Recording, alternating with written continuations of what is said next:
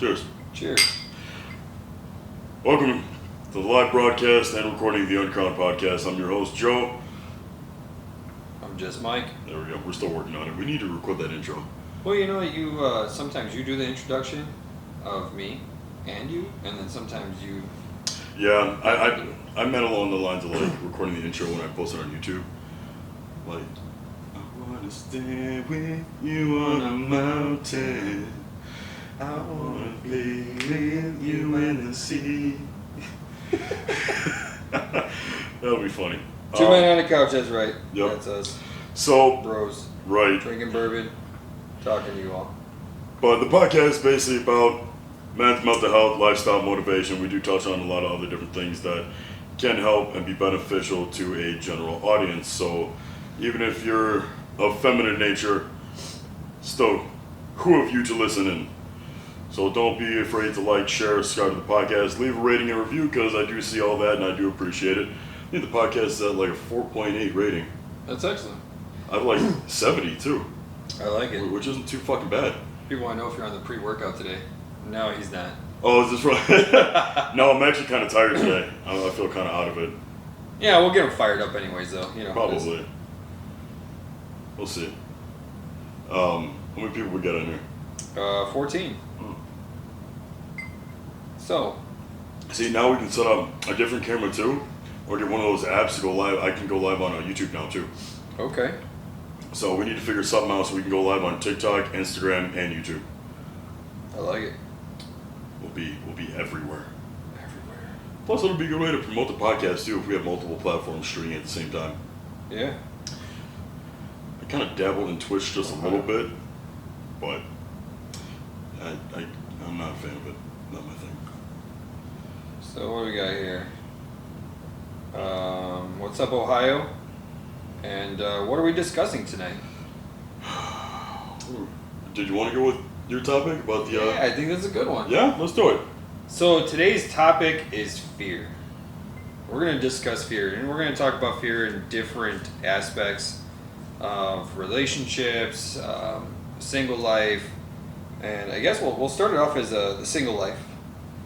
And you know, as a teenager, and I think a lot of men as teenagers are very awkward. They're trying to find themselves. They're trying to find the world. Yep. And talking to girls it's unusual for them. They're not used to, you know, asking girls out. And sometimes that carries on into adulthood. And one of those things that we have is a fear of rejection. We're afraid to be rejected. And honestly, not everybody is for everyone. You know, everyone has a different taste. The type of girls Joe may like are not the same girls that I will like. And sometimes there's a girl we both may like, you know, and taste changes through age, through experience. So, you know, if you're approaching somebody and you ask them how you develop the courage and overcome that fear and someone rejects you, don't take it so personally. You know? I've gotten rejected before. Yeah. Barely ever happens, but it does. It does happen. But it's like, you have to remember too, everything happens for a fucking reason. So, it's not fucking Pokemon, you're not trying to catch them all. It's not a game you're gonna win every single fucking time. And trust me guys, it's not a game you want to win every single fucking time. Especially when you have the drunk goggles on. Sometimes I wish there was a number of times that I was rejected and I... Shut up. There was a number of times where I wish I was rejected. Woo! Me and you both, buddy.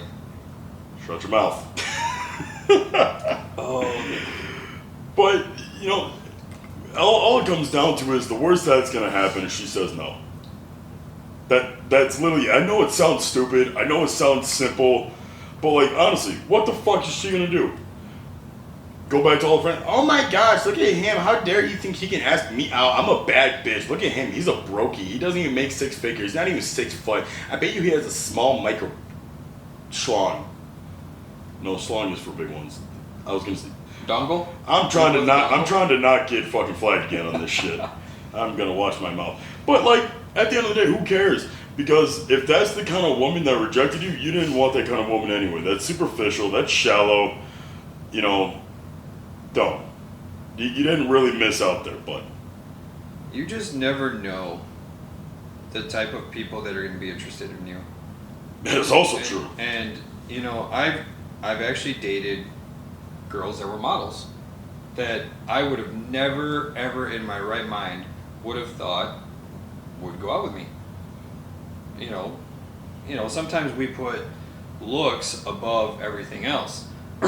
But, you know, men tend to be more shallow. Like, we're more physical, so we look for more attractive qualities than we do, like, deeper qualities. I mean, there's a saying that men fall for what they see, women fall for what they hear. Right. That's why women wear makeup and men lie. Very true. So, you just never know. You got to shoot your shot. You got to shoot your shot because you never know. That person might find you attractive. You know, how many times we've gone to a bar and you'll see, like, this bigger, heavy-set, taller guy with this little petite, beautiful woman, and you're like, How does this make sense? Right. Someone please explain this to me. Like, we're looking at this ogre, and he's with, like, what's her name, Princess Fiona? Yeah, like from we Shrek? talk about Shrek, yeah. Right, like this Princess Fiona, or like a Beauty and the Beast type of situation, and you're like, where?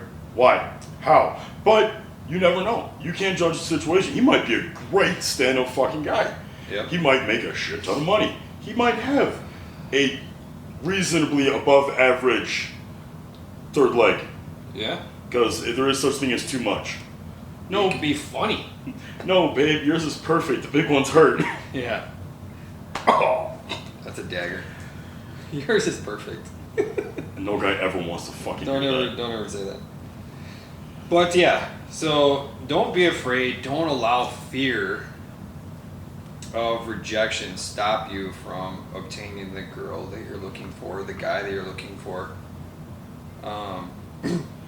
There's also a lot of fear in guys that will put on, and women too, that will put on a facade when they either are going up to someone or they first start talking to someone. Meaning, like, they act guarded, they act different than what their usual personality is, because they're afraid of, if they continue to talk to this person, they find out how they really are, how they really act, what their character really is, that they're no longer going to like them. That is another form of fear of being like, you are afraid to be yourself in lieu of judgment. Like, don't be afraid for someone to judge you for you, because at the end of the day, you want people to like you for you. I am the same motherfucker on here, out there, in the house, in the bedroom. You get me for me. I am the same loudmouth, passionate, aggressive, but yet also extremely caring person. Pretty much everywhere. Some situations I'm a little more of a fucking goof. But at the end of the day, I don't fucking fake anything. I have no need to. If you don't like me, I don't care. This is very true. The other thing when it comes to dating is people have a fear of being hurt. Mm-hmm. You know, they're afraid to get back out in the dating world because they don't want to have that same encounter that they've had in their past, whether it was they got cheated on, maybe the person just didn't like them anymore. Like, sometimes things just don't work out. Mm-hmm. And sometimes it's for the best. It's really for the best for you. Yeah. You know, my divorce was actually a blessing. You know, I'm much happier now than I was before. Mm-hmm. In the moment, it sucked, it hurt, it stung. I was depressed, you know.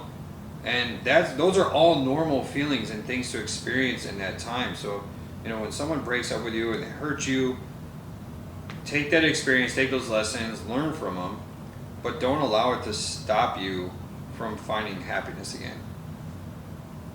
At the end of the day, you have no control over what someone else is going to do to you. All you can do is put yourself out there and hope for the best.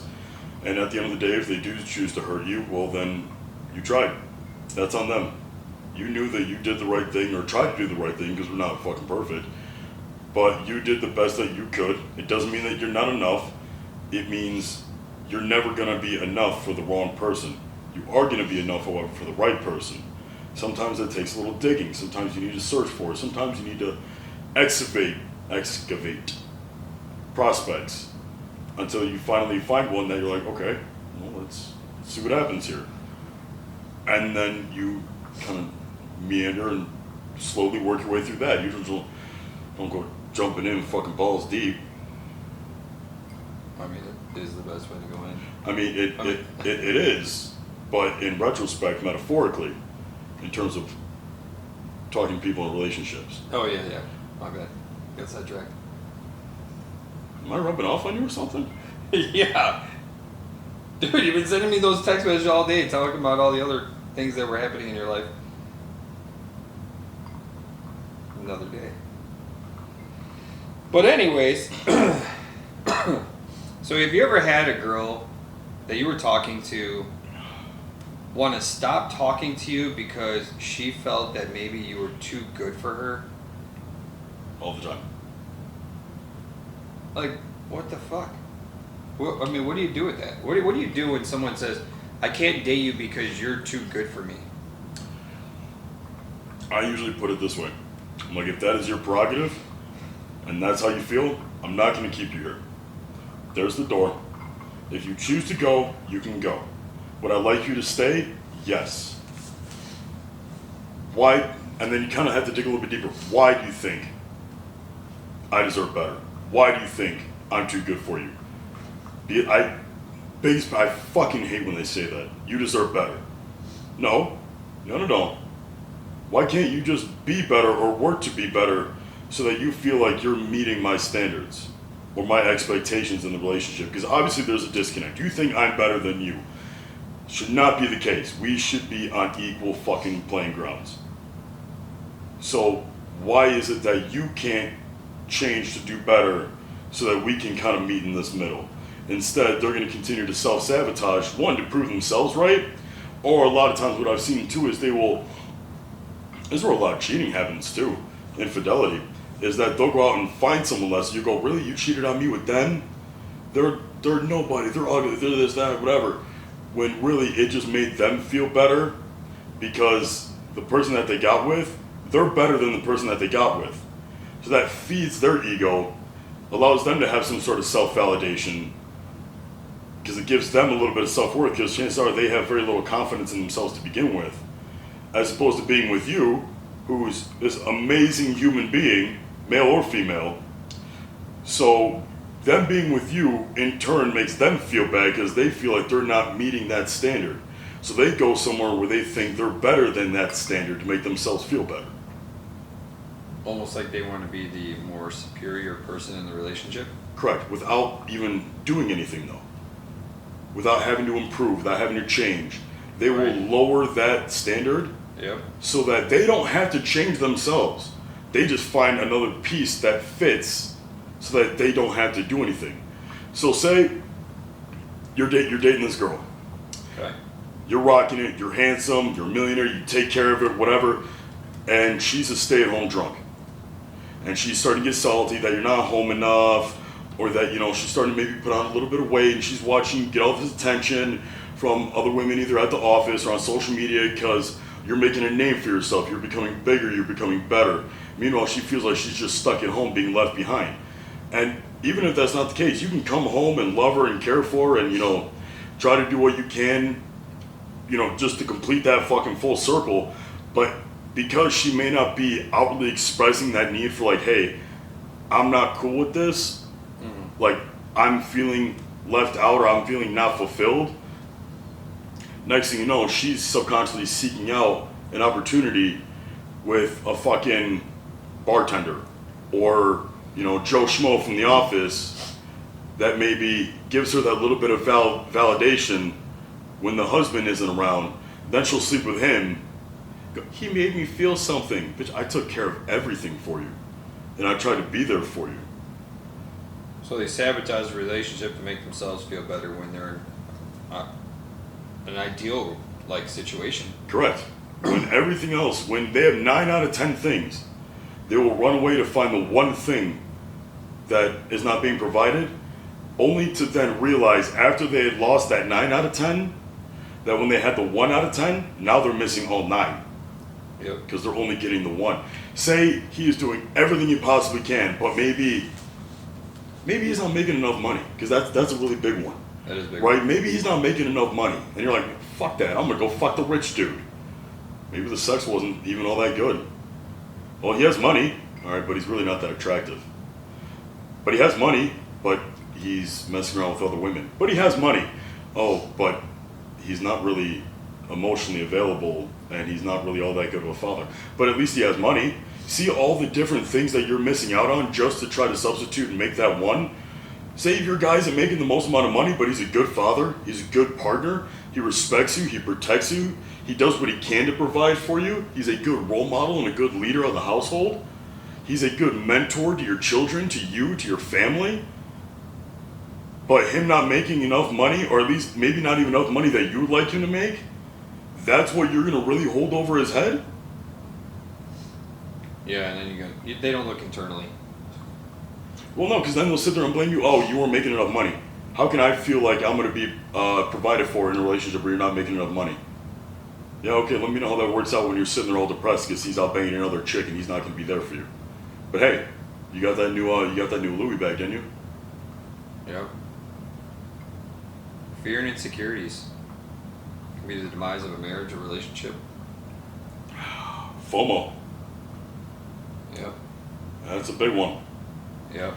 Let me tell Especially you. as we get older, you know, we start to feel our age, and I can speak to this because I'm a lot older than you are. But, you know, I see people that are in my age group, like, you know, start to think about, like, hey, you know, I want to be able to enjoy myself. I don't want to work as much. I want to, you know, they spent all this time building up their careers and not going out. They don't want to miss those opportunities of, and this is where like the midlife crisis comes in, of getting like the sports car, the extravagant vacations, or, you know, you start to party harder.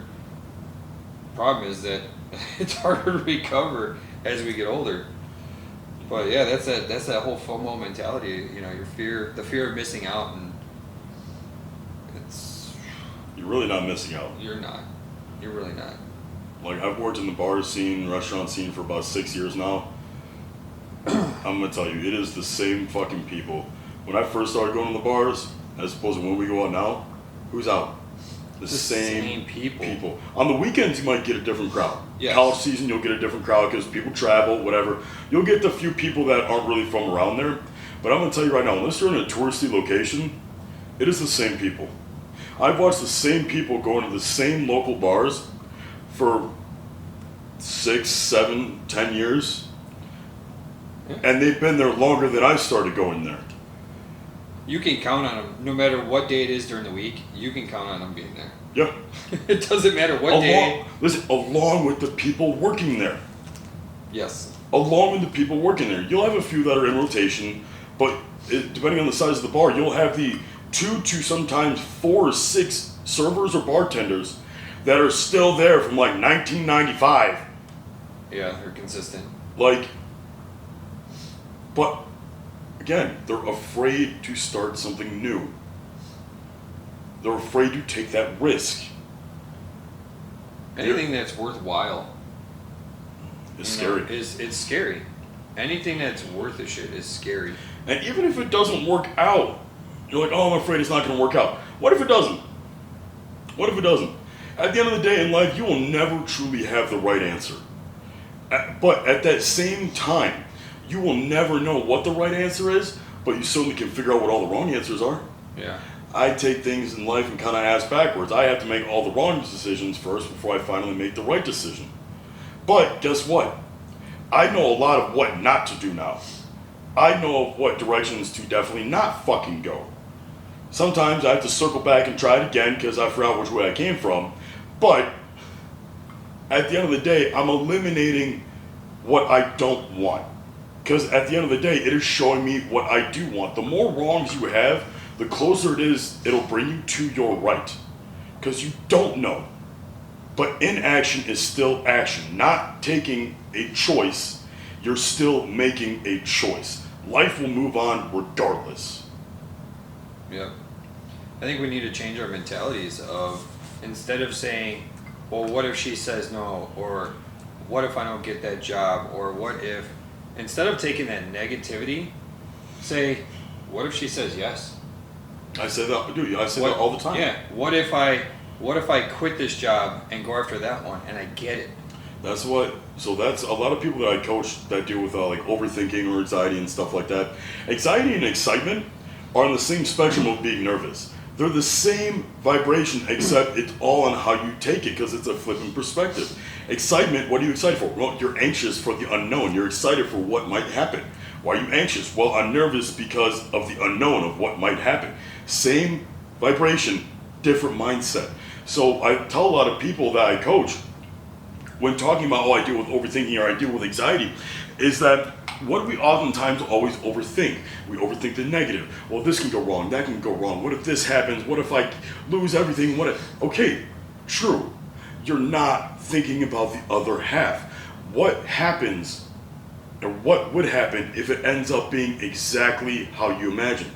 What do you think would happen if it turns out exactly how you wanted? Or better yet, what if it turns out more than what you wanted? What if it turns out better than you ever could have expected? Why not instead be anxious about the downfall? Be excited about the possible upbringing, about the possible amazing opportunities. It is literally the same energy, just flipped. And that seems to be the hardest thing, because everyone always pushes, here's antidepressants, here's depression, which eliminates that energy entirely. It doesn't teach people how to flip it. It shuts it off. It turns off if you ever see someone that's especially fresh off antidepressants, No. They go numb. They go numb. My ex, after I fucking sent her to the mental hospital, she came home with all these antidepressants. And I watched her take it. Very high energy woman, very blah, blah, blah, fucking all over the place. Takes antidepressants, she got zombified. Numb as shit, didn't feel a thing. Yeah. It wasn't bad, but it wasn't good. It killed any life in her, pretty much. Yeah. Almost brain dead. She was just a zombie. Flatline. Right. Which, it's a shame that more people are taking these antidepressants and anti-anxiety medicine over and over again. But it's because no one is helping them work through those emotions and teaching them how to just flip that fucking narrative. She could have all that same energy of overthinking and anxiety and everything, but instead take it and flip it around to think about the same situation but different outcome. But that makes people more hopeful. That gets people off the medication.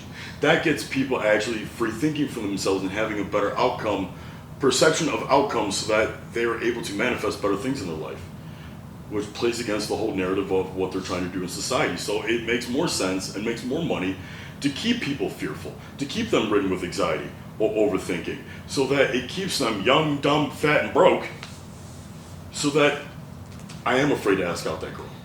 I am afraid to take on that new job. I am afraid to confront that person who I see is doing something that I don't agree with. It makes me fearful of if I go to the gym, I'm going to get judged. It makes me fearful of I'm going to start dieting. Well, what if I fail? It makes me fearful of, what if I try this new hobby and I'm not any good? It takes away from our human experience, our humanity. Dude, I told you, and I know sometimes you don't like using that term, but I have that fuck it mentality. Because we talked about it though. Yeah, and there's boundaries. Right, that fucking mentality. Right. We had to explain and elaborate because people take shit literally. They take it too literally, but that fucking mentality is me saying, you know what, fuck it, I'm gonna take that leap. I'm gonna make that transition or take that risk on the hopes that it's everything I wanted, or I get that girl, or I get that job, or I do that experience that I was afraid of doing, and it turns out that it was exciting and awesome and exhilarating and adrenaline rush, whatever it is. There's things that, like you said, the human experience, we're only here for a short amount of time. And, it's funny, my buddy Tim always says this all the time. He goes, you can't take my memories. And he always says with that. him, it might be poor guy's memory issues. That's not. I mean, it's not 100% true. They could, you get dementia, but that's a rare.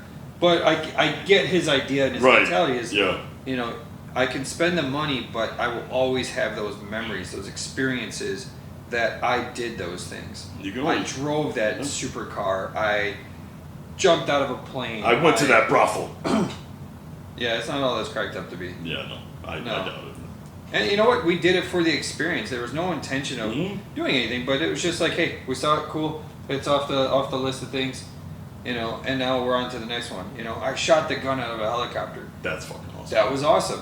Gunship helicopters, you guys are the shit. If you're ever out in Vegas, you should definitely do that. But you know, that's an experience. Yes, was it expensive? Yes, but that experience, not many people I know have that unless they were in the military. Nobody else I know that was non-military has that experience. Me going to the military was fuck it. Yeah. I was out of options. I dropped out of fucking college. I was depressed, coping with the situation not like I should. I mean, I was still working. I was still, you know, trying to go to the gym and shit. But at the end of the day, I wasn't amounting to anything. Army recruiter hit me up. I'm like, nah, you guys drink too much Bud Light. And then Marine Corps hit me up. Was like, hey, how would you learn how to? Would you like to learn how to kill people for a living? And I'm like, where the fuck do I sign? And I was never a part of the JET program. Within 2 weeks, I was fucking signed up and shipped out. And that was like a very fucking, like, no, I don't want to wait. I don't want any opportunity for me to try to second guess this shit, for people try to talk me out of this. If I'm doing it, I'm fucking doing it. And then he got pissed off that I scored so well in the ASVAB, but I still want to do infantry. I'm like, no, you don't understand. If I'm joining the world's best fighting force, I'm going to be a fighter. I'm not going to be a pencil pusher. I'm not going to be a freaking, oh, here's your Band-Aid. Like, no. If I'm going in the shit, I'm going in the fucking shit. You need people to fix your wounds. Well, don't get me wrong. Every part of the Marine Corps is essential, especially Yes. especially the corpsmen that help fix our asses up and fucking. Huge props to the corpsmen. Y'all fucking saved my ass when I got hurt, so I will have all the respect in the world for them. Like, I can't even diss them. Every part of it is essential, but it just wasn't for me. I wanted to really allow my dominance, my leadership skills thrive, and I can't do that in an office setting. No. You put me in front of 100 and fucking some Marines, I will get that job done, believe you me. So the biggest, the biggest takeaway from all of this is don't allow fear to stop you from achieving whatever it is that you're looking to achieve. Whatever that goal is, don't allow fear to stop you.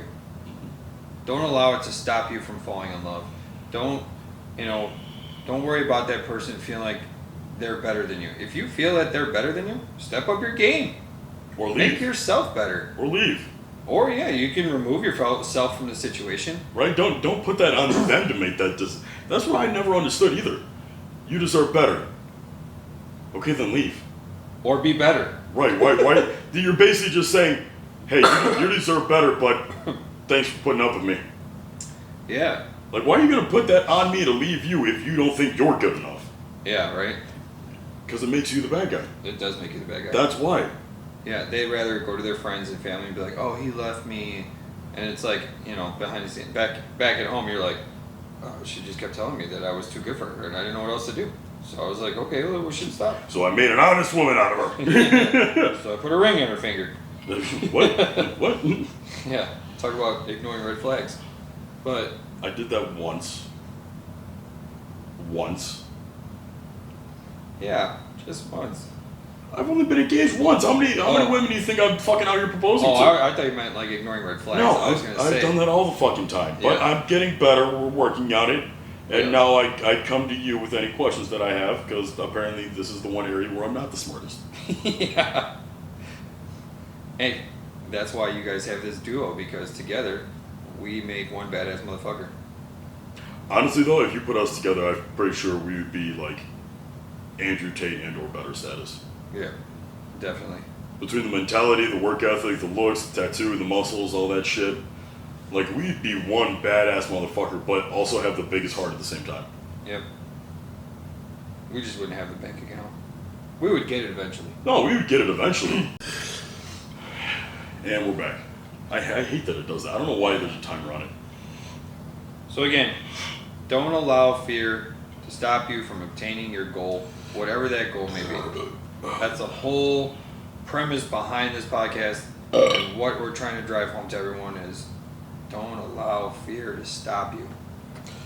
Because you have so much potential and the positivity is there. You just have to stop looking at the negativity, flip it and say, you know what if this? What if it, like you said, what if I got the girl? What if I got the job? What if it was better than I could have ever imagined? Flip the script. Now, at the beginning of the podcast, you had mentioned starting off like the fear narrative when you're single. What are some of the fear, situations, or how can fear affect you when you're inside a relationship, friends, or romantic? I think, well, there's a few different things you look at. So, like, one of them is, like, fear of losing your friends, right? You get in a relationship, and what happens? How many friends do we know have just, like, disappeared altogether? Well, dude, that was me when I was with what's-her-face. I had to drop off from everyone. Yeah, and it shouldn't be that way. Like, and now, like, from my previous relationship, I ended up losing a lot of friends. Like, I didn't get to see them as often. Our friendship wasn't as close. I don't want to go through that again. So I have a little bit of a fear, and I've learned how to overcome that. Mm-hmm. But I had that fear of, like, hey, I want a person that's going to allow me to still see my friends, take fishing trips with them, or go to a football game out of state. That doesn't mean, oh, I want a girls trip to fucking Miami type deal. No, I'm not looking to, like, hey, let's all go to Vegas, get drunk, and buy hookers back at the hotel, and that could. No, that's not what we're saying at all. There's still a level of respect, because especially, I'm just gonna put this little aside in there. Is like when we talk about fear of like not being able to see your friends. It's not that you're replacing your partner with your friends. It is, yes, we understand that people are gonna get married, they're gonna have kids. Their lifestyle is gonna change a little bit, but to always still keep in touch, actually schedule stuff out and follow through with it so that you do stay in somewhat of contact with your friends. And from my experience and what I've noticed is girls' night outs versus like guys' night outs are two completely different things, and people never talk about this. When I go out with you or all my buddies, even if it's to a bar, we find a place, we plan ourselves, and that's it. We don't go hunting out for fucking women, especially if we're all in a relationship or we're talking to someone. Yeah. We don't care. Leave us alone. Let us have our drinks. A lot of times it's because we're friends with the owners. We know the bartenders. We get hooked up, and we're enjoying the ambiance. We know a lot of people. But in terms of like how girls' nights go, they get belligerently fucked up. All it is just talking and drama. And I was talking about this with a certain someone today too. How she's tired of all the girls' nights. All it is they're going through some shit, and all they want to do is get belligerently drunk and then bitch the entire time. And then they dress super sexy and don't want to get hit on. Or they do that and then they do want to get hit on to try to make themselves feel a little bit better. Oh, I'm doing it for me. I'm like, really? Because that looks really fucking uncomfortable. Yeah. You're doing it for me. You're not doing it for you. You're doing it for attention. That's for you. You like the attention. But that's a whole different topic. Mm-hmm. Oh, so many topics. Oh, yeah. But I feel like I had to elaborate a little bit on that just because of the day and age that we live in, where everyone was like, no, if you don't let me do this, then you're insecure. No, it's respect. And I fear that I can't trust you. If I trust you, I don't fucking trust your friends if those are the activities that you guys are partaking in. Yeah. I feel like that's a healthy fear. Yeah, I think there's also fear that someone's going to try to change you. Like, people get into a relationship, and instead of just accepting you for who you are, as you get deeper into the relationship, they start to subtly change. And there's nothing wrong with, as we get older, maturing and adjusting to life. No, as our kids get older, we get older. Well, and if you are around people long enough, again, you will end up adapting some of their traits. Hopefully, they're the healthy traits. Like, I think I told you the other day, like, man, I fucking sound like you when I'm saying this, whatever. But that's not a bad thing, though, because we are trying to rub off on each other in a beneficial way. Right. That's kind of the difference here. What he's trying to talk about or explain is like when you are manipulating someone to the point where, this is a very common thing, if you feel the need to say sorry after every time you do something. Yeah. Because someone makes you feel like everything you do is wrong. That is like changing your fundamental character in a bad way, not being a positive influence on your life. Yeah, like, I'm just a sarcastic person in general. You're kind of a dick sometimes. Yeah, I know. But the stuff that I say is generally true. Sometimes. No, it's always true. It's not always. It's always true. Only the Sith use absolutes. Potato. But anyways, no, it's just like the core personality traits that you have, where like, hey, I like to watch football games on Sundays, and like in the beginning of a relationship, like every Sunday I'm hanging out with the buddies watching a Bears game at the house, even if she's there, hey, come on and join us, sit with us. Want to like football? Okay, well I do. And in the beginning of the relationship, you knew this. Now all of a sudden it's a problem, and now we're arguing and fighting that. Oh well. You got to watch 3.5 hours of football every Sunday. I've been doing that for the last 40 years. And now all of a sudden you want to change that? Sorry. So, another perfect example is like when I was, beginning of COVID, I was talking to What's-Her-Face, I was getting into modeling. Over the course of our relationship, I really started to get into modeling. I started making magazines. I got accepted into a modeling agency. Everything was going really fucking well. I had really high hopes. I was on a really good path, and she was okay with it at first until I got too much attention, and she said I got too egotistical, which I can kind of understand. But in that same sense, though, I was also getting a little frustrated that, like, I'm growing, you're not. Topic we touched on in the other podcast. And she basically guilted me into basically quitting the modeling agency. Well, your classes for the agency are on Mondays, and our anniversary was on a Monday, and then my birthday's on a Monday, and how can you miss those big days for this? And I'm like, the class is 2 hours long out of the whole day. Yeah. It's like, yeah, but it falls under time of work and I'd be out. I'm like, instead of accepting it and being supportive of it, of being like, oh no, you are doing great and amazing things. We have the whole day to spend together. Go ahead, take your 2 hours so you can keep like advancing for not only yourself but also our future. No, instead, I'm going to be selfish, but like, no, you can't do that because those are my days. Yeah. Excuse you? I ended up having to drop the agency. Yeah. Which is... And it set you back. Yeah. Again, which is my own fault because I had a fear of if I didn't, then I lost her. Little did I know that would have been beneficial at the time.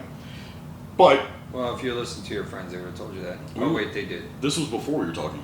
This was before we met. Well, what about your other friends? I didn't talk to them because I got cut off from like everybody. Oh. I was very isolated and alone. You guys see a pattern here? Yeah, it was like through and through definition of a trauma bond. So it was a lot of like times were good, they were great, and when it was bad, it was so belittling and traumatizing and feeling that fear of what the fuck, why is this my fault? I'm not good enough, what am I doing wrong? When literally I was like getting gaslit and manipulated the whole fucking time. It fucks you up mentally. Like really, really. I sent you that TikTok, right? Of like what happens when a person goes through like a narcissistic trauma bond. Yeah. How it literally changes how your brain fucking functions on a normal level. And you have to almost like go through a lot of work to retrain your brain to get back to normal. Like before I met you, that was the point where I was at. Like it was that fucking bad. And it all stemmed out of fear of like, I don't want to be alone. I don't want to lose her, lose the investment of all the time and money and energy I put in. Which in reality was, I wasn't looking at the opposite side of like, okay, I'm afraid to lose all this, but why can't I be hopeful of everything that I could possibly gain on the other side of the situation? Yeah. Yeah, you don't be afraid to lose somebody if they're not your teammate. If they're not your teammate, they're not your partner, they're not supportive of you, don't be afraid to lose them. Because sometimes you have to put yourself first. You know what I mean? If you know, and men are very good at this, they're very good at trying to do what's best for the family, the relationship. Typically, we can't say all men, but the majority of men are always doing what they believe is best for everyone, not just for themselves. In this situation, Joe was trying to do what was best for him, because if his modeling career took off like he was going towards, then it would benefit them both financially, and that takes a financial burden off of her. Right, I would have been able to be a better provider, so that she would have maybe had been able to stay home, which means if we would have had kids, she could have been there with the kids and raised them properly. Like, Yeah. I was thinking bigger picture, long term, make the small sacrifices now so that we could be better set in the future. And all she could think of was, My birthday. well, it's my birthday. Our anniversary. Individual days, and that's a very selfish way for a person to look at things. But, you know, if you weren't afraid to lose her, you would have said, you know what? No, I'm going to stick with this because of this. I know this to be true. I know this to be right. I'm going to follow my intuition here, and it would have paid off for you. But instead, because you were afraid of losing her, she became the priority. And we know how that ended up. In turn, because I was afraid to lose her, I lost myself as a result. You did. And for any person out there, I would say gentlemen, but it happens to women too, that lose themselves in lieu of somebody else is one of the hardest and worst things you could possibly fucking do, because that shit will put you down so fucking low. And if you don't have a support group or can cope with it properly and heal from it properly, it can do some serious fucking damage. Yep. That's why I wish we would have started hanging out a lot sooner the first time around it happened, because the fucking shit that I went through prior, Yeah. holy fuck. I already got you out of it. Yeah, you probably would have kept me away from a lot of bullshit. Yeah. Not gonna lie. I would have thrown you in a rope, pulled you out of the hole. If anything, you probably should have just locked me in my room and just waited it out. Yeah, there's that too. So, I mean, I think we hit like the premise of what we were trying to hit today, as far as the topic of this particular podcast. I mean, obviously, you know, in every podcast, there's so many different directions we can spin off to. I mean, because there's just so many facets of relationships, of life, you know, and they all tie into, you know, our mental health. And this is not just for men, it's for women as well, you know. And it doesn't matter if you're straight, gay, bisexual, trans, it doesn't really matter. These all apply to all relationships. Yeah, just don't be a dickhead. Yeah.